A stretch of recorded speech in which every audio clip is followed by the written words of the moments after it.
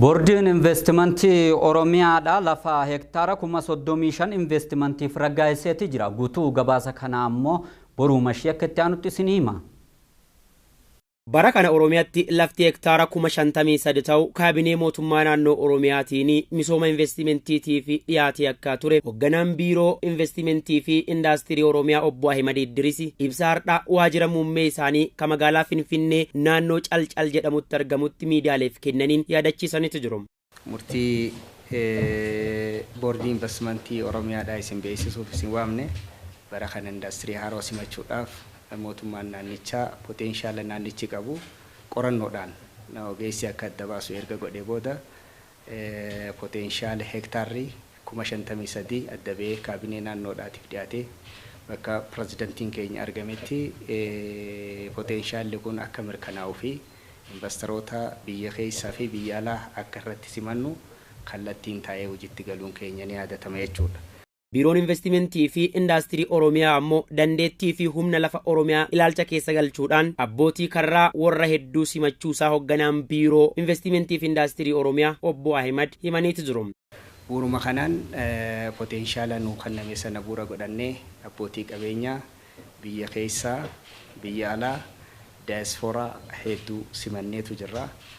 Boordiin investimentii Oromiyaa ammoo yaa'ii isa gaafa ebla 18 bara 2016 ta'een bakka pirezidaantiin mootummaa naannoo Oromiyaa obbo Shimallis Abdiisaa jiranitti abbootii karraa 3747 fi lafa hektaara 35,000 raggaasisuusaa yaadachiisanii jiru. Kun ammoo carraa hojii lammiilee gara miiliyoona walakkaaf akka uumuu danda'us obbo Ahimad miidiyaaleetti himanii jiru. Kanneen simanne kana keessaa ka ulaagaa guutan abbootii qabeenyaa 3,700 fi 47 warreen kaapitaala birrii biliyeena 100 fi biliyeena 48 galmeessan warreen gaafa hojiitti galan carraa hojiidhaa 500 fi 79 fi 104 uumuu danda'an lafa hektaara 35,000 irratti boordiin investimentii Oromiyaa waltajjii gaafa 18/8/2016 taa'een akka murtaa'uuf ta'etu jira jechuudha.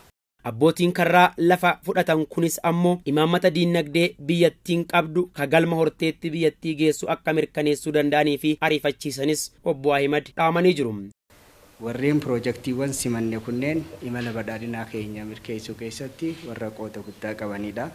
Structural transformationii mootummaan biyyattii qonnarraa gara indastiriidhaatti taasisu milkeessuu keessatti warra qooda olaanaa qabanidha.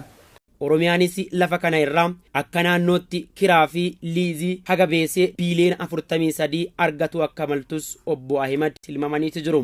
Kana qofa osoo hin ta'in indaastiroonni kunneenii fi piroojeektiin investimentii kunneen gaafa humna guutuudhaan hojiitti galan birrii biliyeena 43 naannichaaf ni kafalan jedhameetu kan eegamudha jechuudha. Abbootiin qabeenyaa lafa argatan kunis ammoo guyyoota 45 keessatti waliigaltee biiroo investimentii fi indaastirii Oromiyaa waliin raawwachuudhaan gara hojiitti akka galanii fi dabalataan ammoo ji'oota 4 keessatti ijaarsa jalqabanii qabatamatti akka agarsiisanis obbo Ahimad yaadachiisaniitu jiru.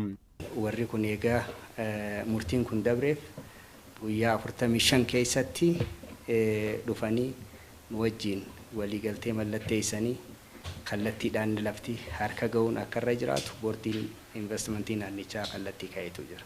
Guyyoota jedhame kana keessatti ammoo caasaan hoggansa mootummaa sadarkaan jiru kan dhimma kana ilaallatu yoo abbootii qabeenyaatii fi lafa kana dabarsee kan hin kennine ta'ee fi lafarra kan harkifatu ta'e koreen hordoffii fi odiiteraa ka waajjira pirezidaantii Shimallis Abdiisaatiin hogganamu akka itti hundaa'ee jiruu fi warra waan san godhuu dhaban irratti ammoo tarkaanfii ilaalessaa fudhatu akka malus obbo Ahimad Idris amaniitu jiru.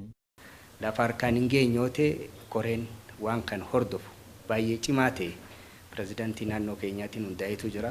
Abbaa lafa harkaan hin geenye egaa murtiin lafaa dabarteef lafarra harkisu tarkaanfii hadhaawaa ta'etu irratti fudhatame jechuudha.